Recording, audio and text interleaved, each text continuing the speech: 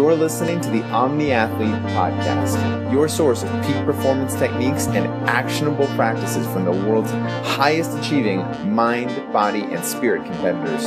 Join host Rich Walkoff, longtime NFL sportscaster for the San Francisco 49ers, on a journey to access your peak performance state and unlock sport as a transformational human experience. Welcome to Omni Athlete. Well, today we're bringing in our tennis guru, our Jedi of the zone and peak performance, Scott Ford. He's a teacher, he's an instructor, and he's an author, and he's a Renaissance man in so many ways. So, Scott, welcome to the Omni Athlete today. Rich, thank you. Nice to be here with you. Yeah, and I know you've written so much on getting in the zone by choice and not by chance. And that is a great catchphrase, but please expound upon that. I think the easiest way to go about talking about this is to explain first that I actually got in the zone back in 1978 by chance. Although I was doing something intentionally, I did not know that what I was doing would get me in the zone. So it was like a freak accident that I actually stumbled onto a way to get in the zone on purpose.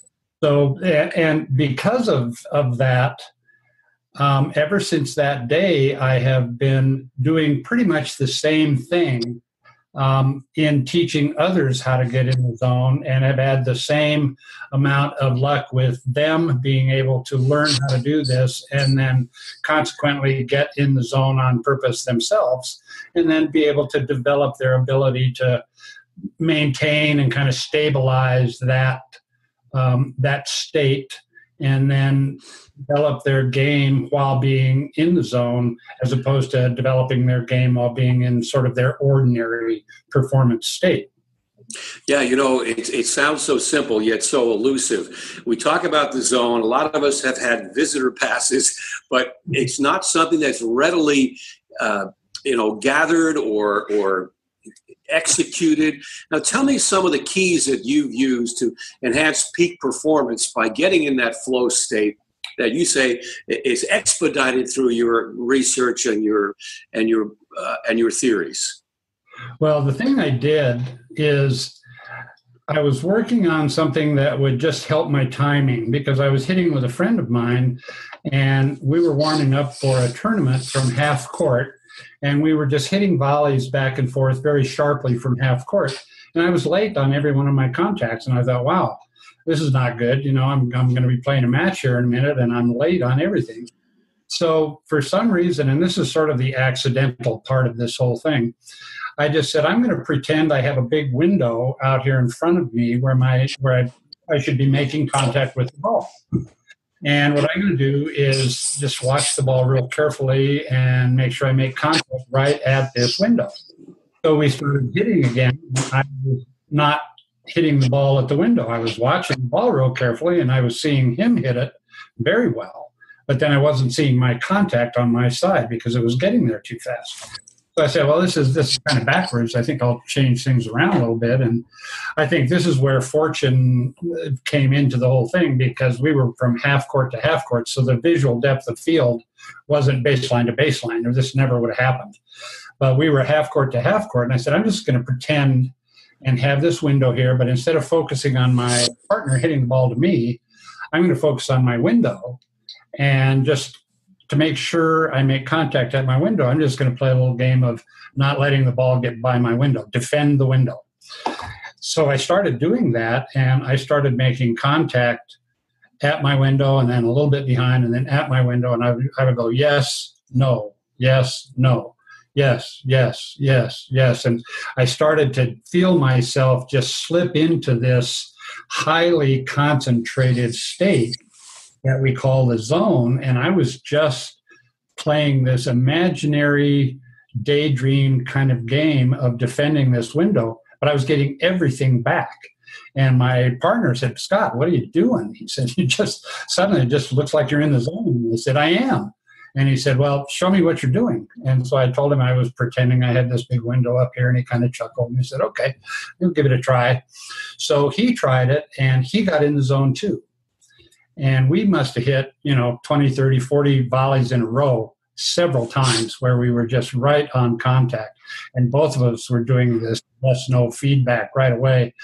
And when we finished, I looked at him and said, were you in the zone? And he goes, yeah, I absolutely was. And I said, I was too. And as it happens, this guy was a clinical psychologist. And I said, what's the deal here? You're the psychologist. Tell me what's going on. And his response was, I don't know. We don't know.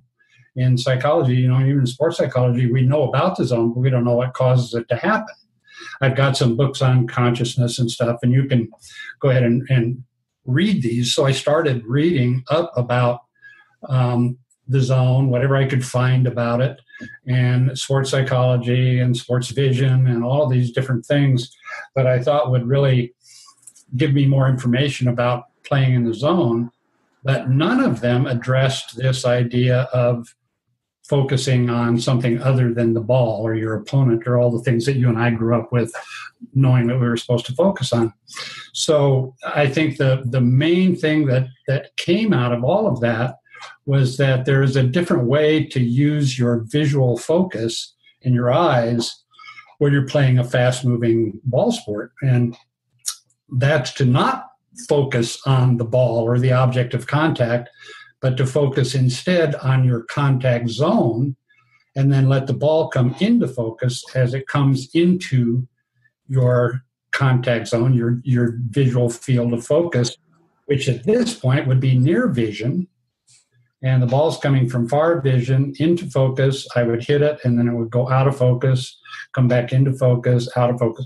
So tennis was like the perfect game to develop this visual pattern, which was putting me into the zone, was putting my partner into the zone. I started teaching it the very next day without knowing very much about it at all. And I was watching my students get in the zone every single time they did this. And I thought, well, that's worth noting. That's worth studying a little more in depth, because the zone has kind of been the holy grail of sport in general. It's like, and especially in performance, if you can get in the zone, then you're going to play your best. And it's usually like you say, you get a visitor's pass, comes and you play like crazy for a little while, and then it leaves just as mysteriously as it came. And then you kind of wonder what the heck happened, and how can I do it again? Well, I was able to do it again and again and again.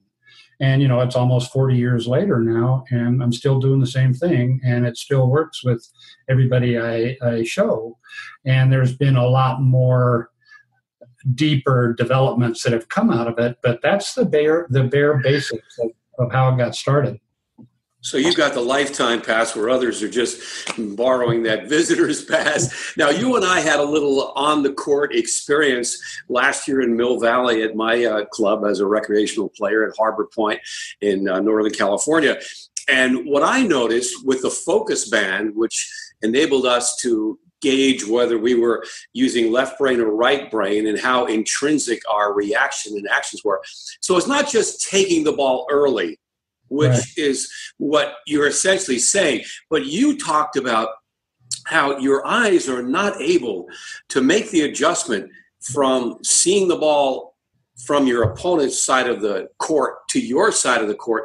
That adjustment in a nanosecond is asking too much of our visual acuity, but rather to have the ball come into your line of sight, if you will, directly in front of that imaginary window.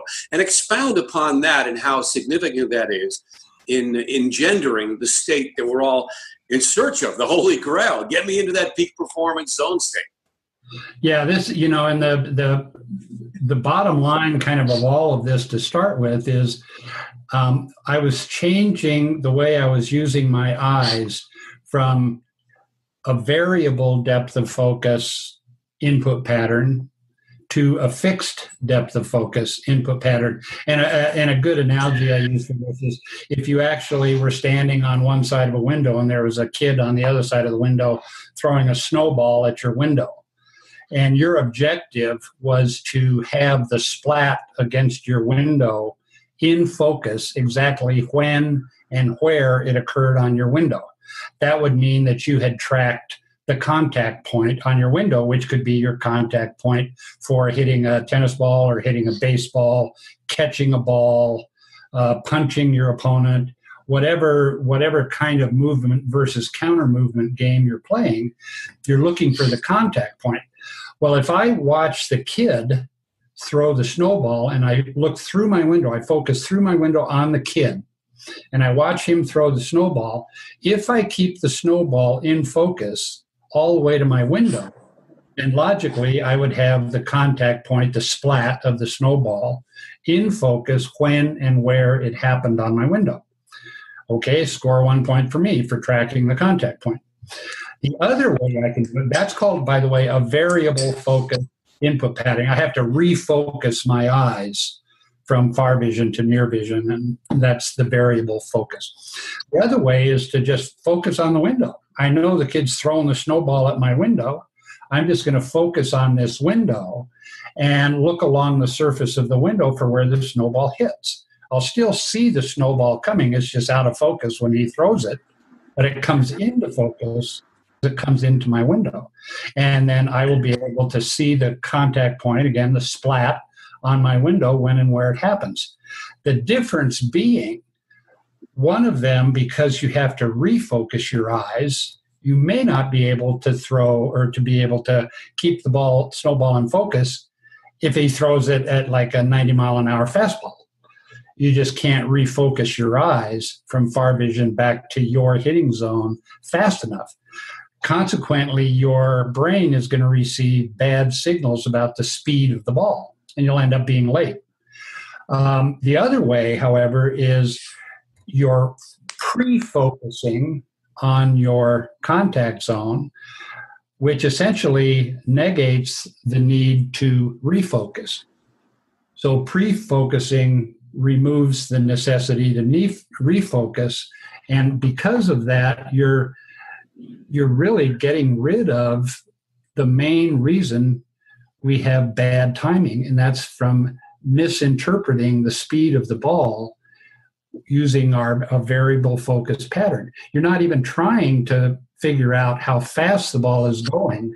You're using your eyes to figure out the time and place of contact, as opposed to using your eyes to figure out the speed and direction of the ball. So you're basically using a more efficient and more accurate visual input pattern, which tells your brain exactly how to get, and then your brain tells your body how to get there, and your physical counter movement is really more efficient and more accurate. Thus, you play better.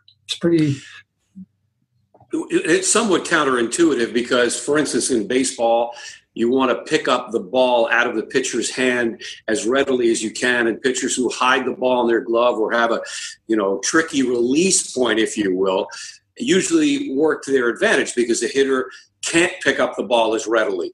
Yet you're saying and believe that the focusing on that quick on the release point or a ball off the racket of your opponent on the other side of the court actually is asking the eyes and the brain to do too much. There's maybe an information overload that undermines your ability to perform at your best. Yes, and if you know how long it actually takes for your brain to register a visual event, it takes about 200 to 250 milliseconds for me to register the fact that my opponent just hit the ball and it's coming in my direction. Well, that 250 milliseconds, or sometimes even a third of a second and even a half of a second to register what's happened, the ball can already be past me. On a 100-mile-an-hour serve, the ball gets from the server's contact point to my contact zone in less than a half a second. So if a quarter of a second is used just to figure out that he hit the ball, and then another quarter of a second, say, to register on the ball somewhere along his flight line, that's a half a second. It's already in the hitting zone, and I'm going to hit it late. And it's really not that my strokes are bad. It's just that my visual information is inaccurate. And this idea of watching the pitcher release the ball so that you'll have a quicker understanding of what the spin on the ball is going to be and all of that. We're realizing more and more that that's probably one of the worst things these little league coaches can tell their kids to do, because they can't do it visually. By the time they figure out, at 60 feet away, little Johnny has thrown a fastball, the fastball's already by him, and they are just standing there, and the coach is yelling at them to watch the ball. Well, he's trying like crazy to watch the ball, but his eyes can't refocus fast enough to do that. So you're actually inhibiting his ability to, hit the ball. Yeah. So you've got a whole new paradigm. And how has it been received in other circles? And you talk about psychology and maybe even physics. What kind of feedback have you gotten from your new understanding? At first, back in the late 70s and early 80s, I was kind of like the black sheep of the tennis teaching community. Everybody thought I was nuts. And then I would talk at these national coaching conferences, and people would look at me kind of funny, but I would get demonstrators from the audience to come out on the court and just show them the difference. And even these players who were tennis professionals could tell the difference between how they were using their eyes their normal way and when they would use their eyes this way. And so slowly but surely over time, it's becoming more and more accepted. And I think the biggest impact that this has had came in 2000, where I spoke at the 2000 Pre-Olympics conference in Brisbane, Australia. It was a big sports psychology conference in Brisbane. And I gave a PowerPoint presentation where everybody was kind of like, yeah, sure, this is just not really, you got to watch the ball. And I'd say, I'm giving an on-court demonstration tomorrow, and you're all welcome to join me. Well, we had a fairly substantial turnout the next day, and when they saw what was going on in the difference in play from when a player was just, even beginners were just starting and they were trying to watch the ball, and then when they started trying to locate the contact point, the difference was amazing. And so I came the following day for a follow-up on-court demonstration, and there was probably 150 sports psychologists standing around there waiting their turn to get on the court. Okay, that's a new one on me. Whoever they are, they say 5 by 5. Okay, all good. And if I put my glasses... And this visual pattern is actually being studied on 5 different continents now, and fairly seriously being studied. So, and then I did some stuff with the International Academy of Sports Vision, where a guy who had helped me a great deal early on with developing this was a guy by the name of Bill Hines. And Bill was the president of the International Academy of Sports Vision, and he's an ophthalmologist and one of the sport vision experts in the world. And he really helped me to understand some of the underlying science behind what was going on with this pattern, the difference between these two patterns. And also Dr. Mike Meshes, who is a neuroscientist here in Denver, and Josh knows him, and he's also a tennis player and a martial artist. But he told me a lot about what was the difference in what's going on in your brain when you are using these different visual patterns. So it's more accepted now because we've got some science behind it. Whereas when I started, it was like just, focus on this imaginary window and you'll play better.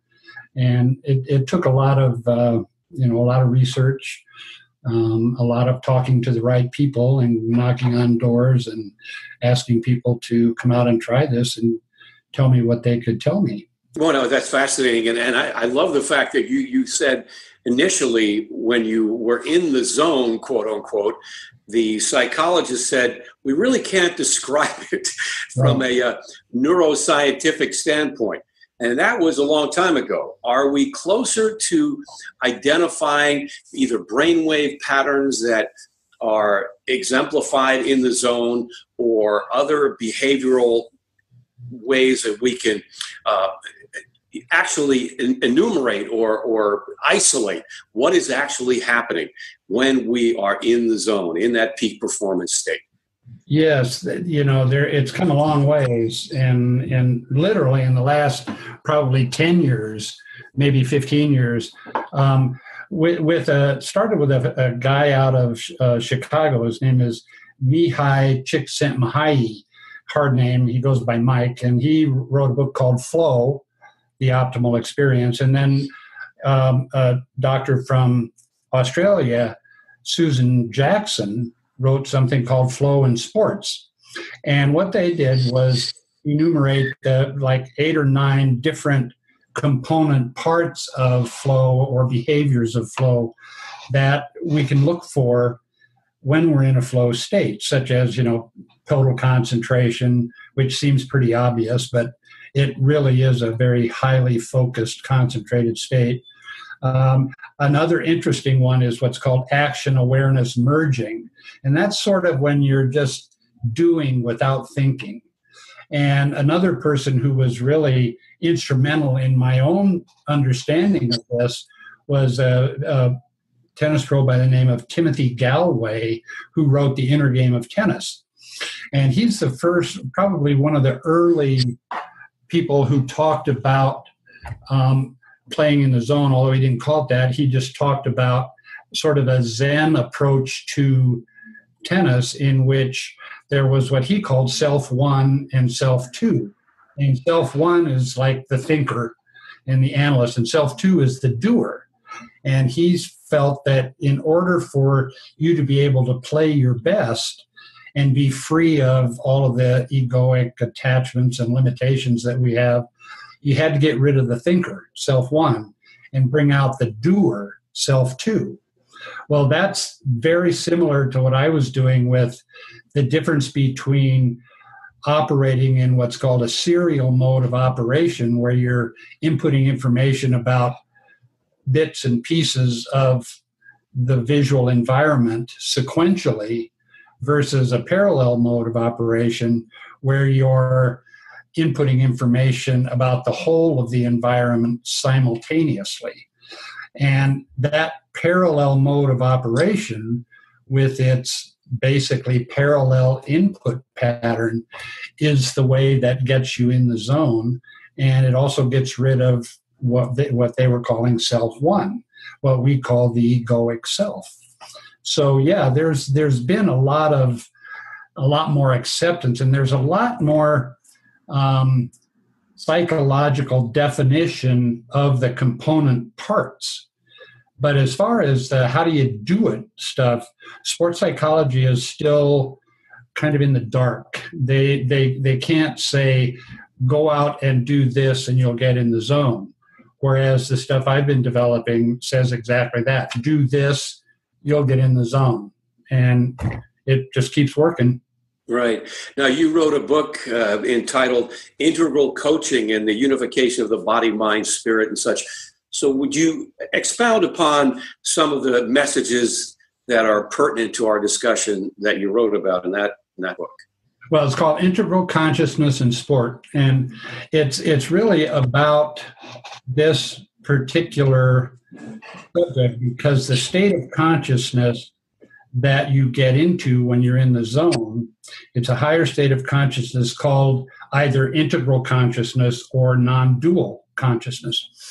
And I chose integral consciousness as the name of it because it really talks a lot about, it's easier to understand that you're integrating the whole of your visual environment simultaneously and then picking out one point of contact and then going back to the whole environment, one point of contact, whole environment.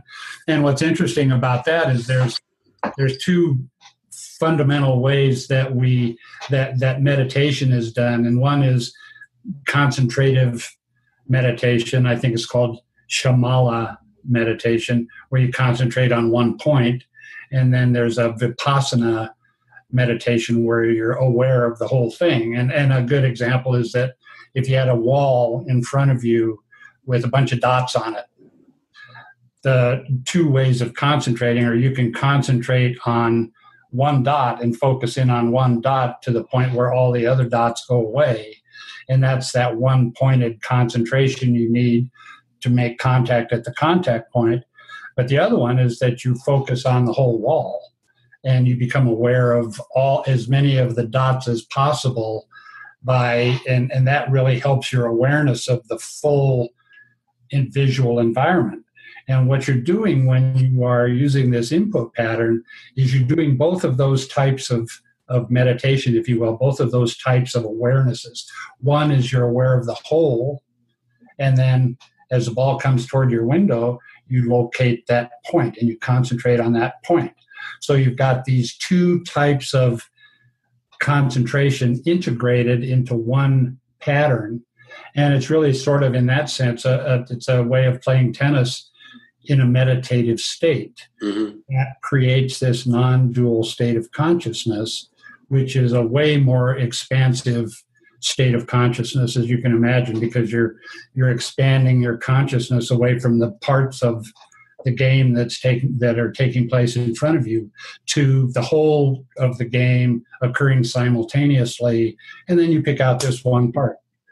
So that's fascinating, Scott, and I'm so marvel at your ability to share your insights, what you've learned and what you've explored. And I know we've talked before, and you've spoken of the transcendent experience of that peak performance and flow state, and you almost give it a divine spiritual. Not almost, you do compare it to the divine in that spiritual sense. Yeah, and for me, it's become a spiritual practice. I kind of grew up in a very fundamentalist, hellfire brimstone kind of religious experience, and that didn't do anything for me. I just couldn't connect with that, and yet I knew that right from the start when this happened to me, I had this explosion of just a sudden awareness that this was kind of what it was all about. And in Eastern philosophy, they call that a satori or kensho experience. And we have this sudden awakening to what's real and what isn't. And that's what happened to me. And I felt this oneness with the game itself. It was like I was not separate from the game I was playing. The game and I were one. And then, you start expanding that to the game and everything else and I are one. And when you become one, that sense of being one with everything, that gets to be really transcendent and kind of a very spiritual connection to the game that I had only had in these moments where I got the visitor's pass when I was younger. I love that saying because that's exactly kind of what it has been. And I think every athlete in every sport who's played their sport for any length of time has had this visitor's pass, have had this occasional random experience of being in the zone where it comes upon them sort of for no apparent reason. All of a sudden, boom, you're in the zone, and it happens very fast.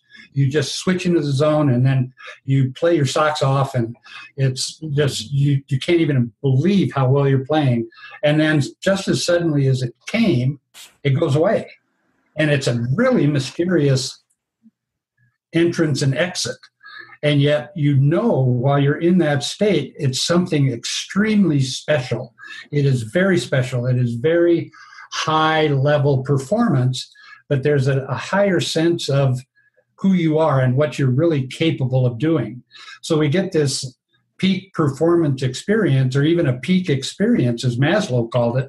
And that's stuff that's now becoming part of what we're doing with the SEC group to try to foster more of this human potential movement and help to push it on and keep it going, and in fact even take it to the next level. Yeah, well, as you point out, demystifying it is just probably the essence of the understanding, because so many people, as you point out, stumble into the zone and then just as inexplicably, seemingly, are out of it before they realize, hey, that was great for a while, but I'm not feeling that anymore. How do I get back there? And when you're in that moment, it is so, what's the word? It is absolutely so invigorating. But you've heard athletes say so often, it seemed like the ball looked twice its size, or yes. things slowed down, or I was unconscious. I never heard the 60,000 screaming fans in the stands, or whatever it might be. Just expound upon that aspect of being so centered, so in the present, so in the moment, that all the other peripheral factors sort of slip away or disappear. Well, I can definitely address the factors of, the ball looking bigger and it looking like it's going in slow motion, because and the reason people get in the zone, if there is an exterior reason, it's that they slip into this visual pattern. Now, if you think about it, one of the things that we don't spend much time being aware of is the focus of our eyes. We just refocus our eyes and get up in the morning and you start looking at the stuff in your visual field. You don't even think about what you're focusing on, or that you're actually using your eyes to go from one fixation point to another fixation point to another fixation point, and that there's this self-relative to these objects in my visual field that is just a natural part of how we learn as we grow up. Well, all of a sudden, you slip into the zone and you wonder, what did I do that made that happen? Well, some of the conditions and some of the phenomena that occur are things that can be explained through this change in how you're using your eyes. Because if you go into a fixed focus state and the ball is coming into focus, it's smaller when it's in far vision, and as it's coming into focus, it gets bigger and clearer. So this sense of the ball looking like the size of a pumpkin is really a visual phenomenon that occurs when you're in a focus state and the ball is coming into focus. The fact that it looks like it's going in slow motion isn't what you think. It's actually, you're seeing it at its real speed, as opposed to seeing it from point to point to point to point, which makes it look like it's going really fast, when in fact it's going at what you're seeing is a constant speed. And you're just, the parts of your brain that you're using to process that information are different from the way you normally process. And that's another of the scientific things. When you're watching the ball, you're using a part of a visual pathway of the brain that's called the what pathway. And it's the ventral pathway. It's kind of down here lower. And it's very good at object recognition and color and things like that, but it's not very good at motion. So it's the visual pathway that sees the motion of the ball in fixation points. And so it'll see it when your opponent hits it, and then it'll see it another time and maybe another time if it's going slow. If it's going fast, you'll see it when your opponent hits it and maybe pick it up one more time, but by then it's too late. So that's what's called the where or the what pathway. Now, the other pathway of the brain is the dorsal pathway, and it's over on the top of your brain, and it's called the where pathway or the action pathway. And it doesn't really care about object recognition or color or any of that. It cares about motion. Have you ever had those times in your life where something has sort of come at you from the side and you notice in your periphery and you back out of the way of it? That's your where pathway. And it's a very sort of survival pathway that is extremely good at motion recognition. And it's the reaction time, your response time, when you are in your where pathway with this fixed focus, is anywhere from 3 to 10 times faster than when you're in the what pathway.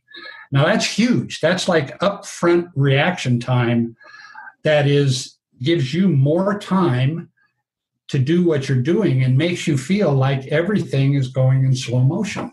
So there's these very real reasons why all of these visual phenomena occurring. And of course, here you are playing tennis going, I'm really seeing the ball well today, and I'm hitting it well. So the next day you go out, and the very first thing you do is go, I was seeing the ball so well yesterday, I'm going to watch the ball real closely again today, and I'll get back in the zone. And all you do is take yourself out of the zone by watching the ball. So, yeah, I don't know if that answers your question. Oh no, that is fascinating. So when we say the ball looks bigger or is slowing down, it's somewhat, pardon the reference point, an optical illusion in a way. Now, when we were on the court last year, we had a focus band, which was a fascinating new device that measured our ability to either use the left brain or the right brain to have a cognitive awareness of what we were doing at that moment. If we were thinking, it got in the way of functionality. If we were intrinsically using right brain, we were more in the flow, more likely to be in the flow state. Can you just share some insights from your observations in that? We had been trying for at least 20 years to find some technology that could measure brainwave states relative to how you were using your eyes and how you were inputting visual information.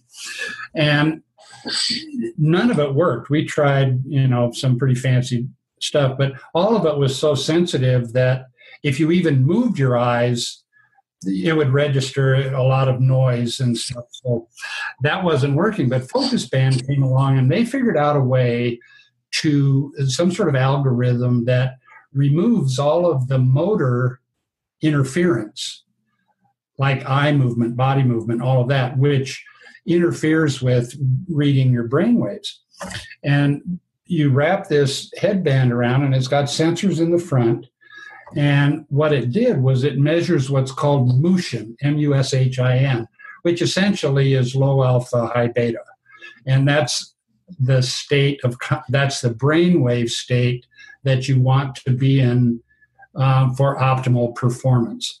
There's still an awareness of all of the objects in your visual field, but you're not thinking about them. Each one, like, here comes the ball, I have to take my backswing now, I have to turn my shoulders now, I have to move my feet now, I have to put topspin now. None of that is occurring. So that analytical part of your brain, kind of the left brain stuff, it's not shut down, it's just quieted. If you look at, and I'll do this so that you can see it, does that look like my left hand? I think it's your right hand. There's my left hand, the left brain, okay? Okay. Normal state, left brain is dominant. Right. That's our normal conscious state. And that's the analytical conscious state. The creative state is your right brain. That's a creative side. And what happens when you shift into this mushin state is this analytical part of your brain quiets and the creative part wakes up a little more. So what you really get is kind of a whole brain state where it's much more symmetrical as opposed to either of these asymmetrical states. If you close your eyes and you visualize yourself hitting a forehand, left brain or right brain dominant, left brain subordinate. If you watch the ball and you try to hit a forehand, left brain dominant, right brain subordinate. If you focus on your window and hit the contact point, left brain quiet, right brain awake, whole brain tennis, whole brain baseball, whole brain basketball, whole brain anything. And it's a very, very powerful performance state. But for us coaches, where we're training athletes to improve, it's a very, very powerful learning state for them because it's very experiential. It's very feel oriented. It's like they can feel that, yes, this is right. And I was out teaching today, and I was showing a person how to do this, and they went, "Oh yes, this feels exactly like I felt it should feel." Like he knew that there was this feeling that he could have when he did it right. And he said, "This is it. This is exactly what it feel like." You know, when Michael Murphy and George Leonard, two of the leading proponents of the human potential movement, were talking about things parallel to your experiences, it transcends sports, whether it's the greatest dancers, the greatest musicians, the artists, physicists, whomever, whatever. If we can achieve that higher state of consciousness, we can reveal more of whatever our potential is. So give me an idea of how the application goes beyond the sports realm of teaching tennis or playing baseball or basketball or whatever. You know, that's a really good question, because the transcendent nature of sport is one thing, but the transcendent nature of this flow state is really because of what happens to you in a flow state. Is there's this unification of mind and body with the present dimension, so that not only is your body in the present, but your mind is in the present too. And so often we live our lives just slightly in the past, or, you know, kind of shooting way out too far in the future. And we're really not spending a lot of our time in the present moment. And part of transcendence itself is presence, being present just to what's going on right now, not thinking about, oh, you know, I should have said this, or I should have said that, I made a mistake, or, you know, tomorrow I can do things way better. It's like, here we are right now. This is the only time we've got, right here, right now. Be present to that time. And when you are present to that moment-to-moment presence, then you can better see, or have revealed to you the existence of eternal, timeless presence. And that's where it starts to get transcendent and very spiritual, when you're making a direct connection to eternity. That's beyond just hitting a tennis ball back and forth. It's also beyond talking to your wife about what happened today and what's going to happen tomorrow, or your kids, or if you're a student studying. It's actually being able to see who you really are on kind of an eternal scale, and that you are actually one with eternity when you are one with the moment-to-moment present moment. And that's, to me, that's kind of the essence of how it works in everything else. It sounds so simple to just, okay, whatever you're doing today, just be present. It's not simple at all. Right. It's simple but not easy, because anytime you are focused on the stuff in your visual field, the objects, then you've got subject-object duality. And that's not the highest of your human potential. What you really want is subject-object unification. And that's when you start really transcending the normal way we live, and you start creating this different reality that is really a higher order, more expansive reality. And that's where we start talking about what's really our full potential, is get out of this limited state of consciousness where it's subject-object, but getting into this higher state of consciousness.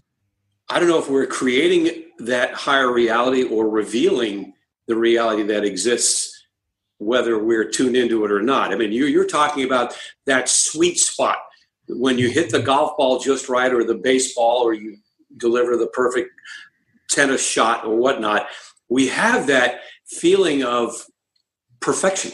It feels so right, because we have tapped in to some universal truth or reality that was always there. We just hadn't experienced it as often or before, or to whatever degree.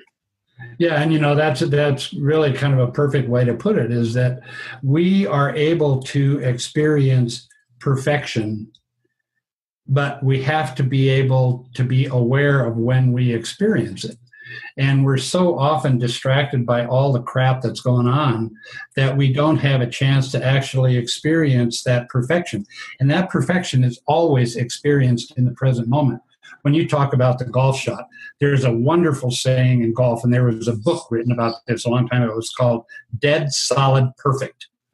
And it's like the thing that happens to players in golf that brings them back to the game. Sure. They could be the worst duffer on the planet, and they'll hit that one shot in 18 holes that's dead solid perfect, and that's all they remember. And they'll come back the next day looking for that same sense of perfection that is there and always has been there. We just need to know that you don't really need to look for it. You need to know that it's already there. You just have to be present to it. Yeah, it's the Holy Grail, and instead of reaching for the stars for it, maybe we look within, because it is probably, I would say, it is within all of us. It's a question of tapping into it and unlocking it. Exactly, and that's really what makes it both easy to talk about, but kind of difficult to experience, because people want to live their lives out here in the external and connect to the external stuff instead of connecting to their own internal stuff, and really looking to deeply within themselves for their own potential instead of looking out there. And if you can sort of center what you're looking for and not look for it, just realize it's already there. You just have to open up to it. And a lot of stuff happens when people stop trying to compare themselves to what's out there, and then just kind of go within and say, okay, this is where I am right now, and that's fine. This is good. Let's just try to keep making it better. Right. And you can develop, but from the inside out as opposed to from the outside in. Yeah, and you mentioned earlier about the busy mind, what we would call in the Eastern philosophy, the monkey mind versus the universal mind. Mm-hmm. So we want to be more in the universal mindset, even though sports, it seems somewhat counterintuitive, because you've got to be revved up, you've got to be hyper-focused, you've got to be, as jacked as you can, emotionally, mentally, and psychologically for peak performance, yet there has to be that inner peace and calm. So there's that duality that is ever present, even in the realm of sports, which again seems somewhat contradictory. Yeah, the jacked up part of it is real jacked up. It's just, you don't need to be hyper anything. You need to actually back off of any kind of hyper intensity, because that really limits and tightens you up. There's sort of a relaxed awareness, or relaxed, you're calm and yet you're aware. And that's something that happens when people actually defocus from form, from all of the objects. And if you defocus from form and focus kind of on empty space right out here in front of you, you're literally focusing on nothing, and you're still seeing everything. But when you focus on nothing, that monkey mind doesn't have anything that it's attaching to. So you give your intentional mind, that's the monkey mind, you give it one thing to do. You go, okay, intentional mind, look for the contact point. And your intuitive mind, your intuitive body mind, will go do that task. It's like, I'm going to make contact at this contact point, or that contact point, or that contact point. One thought, one intent. And then my intuitive body mind takes over doing it. So I get out of my own way. There's no analytical, I got to do it this way, I got to do it that way. It's just do it. Right. We're talking about getting in the zone, peak performance, and focusing primarily on the sports world. But you brought your Team Arate to Navy SEALs.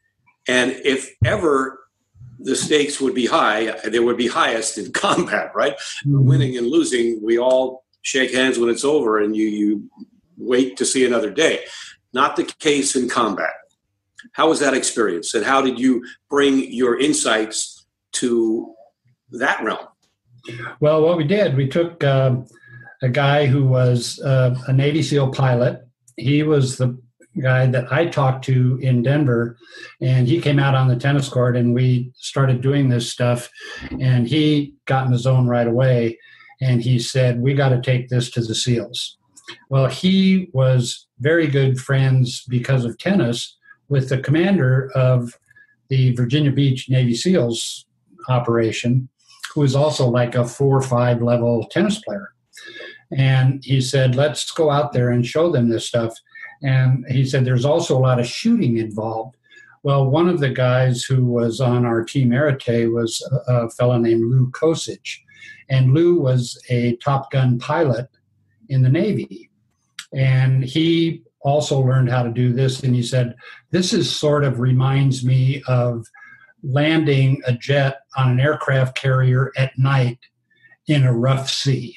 He said, if you're not in the zone, you're dead. And he said, I want to go with you when we work with the Navy SEALs, because he was also a championship pistol shooter and skeet shooter. So we took him, and then we took Mike Meshes, who was the neuroscientist / martial artist. So the 4 of us went out there, and we got on the court with the commander of the Navy SEALs and with his senior training staff. And the first thing that this guy said to me was, Scott, you're going to have about 2 minutes of these guys' attention. And if you don't show them something they haven't seen before, they won't pay attention to you for the rest of the day. And I said, good, let's use you. You're the demonstrator. So I got the captain of the commander of the base out on the tennis court and got him in the zone and showed him. We started off just playing the normal way. I said, watch the ball the way you normally play. And he's a pretty good player. And I said, that's pretty good. And everybody on the team was, rooting for him to do really well. And if he messed up, they'd boo him. And so it was a really camaraderie out there. And then he got in the zone and went nuts. He didn't miss a ball. And he was running all over the place. And it was a very dramatic difference in what he looked like. And the guys on the training staff were just cheering for this guy, and they were amazed. And when we finished, he just hit a ball right at my face, and I caught it right there. Oh. And I said, okay, what do you think? And he goes, I want you to show this to this guys, and you guys, you pay attention. So we had him right there. So what I did was bring all of them out on the tennis court and said, defend your window and take your racket and just stick it up against your window. And within 5 minutes, these guys are hitting 5, 10, 15 balls back and forth from half court. And then they're starting to really get the hang of it. And they're using terrible form. I mean, they have a pancake grip on the racket, and they're just jamming it up against this window flat, but they're hitting it back and forth. And they're wonderful athletes. I mean, these are the best athletes on the planet. And then what they wanted to know was, this reaction time thing is really good. They could tell that their reactions were faster. And the hand-to-hand combat guy said, how do you use this in hand-to-hand combat? So I got in front of him, took a stance, and I said, what do you tell your fighters to focus on when they are in hand-to-hand combat? And he said, right here, he called it the V of the gi. And that's something that I've talked to Josh Christ about, and that's really the traditional way of telling your students what to focus on in combat.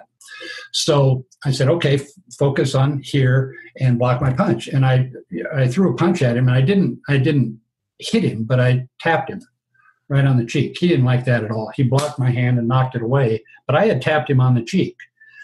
And I said, okay. And now I said, now imagine a window out here in front of you, and do not let anything I do get past that window.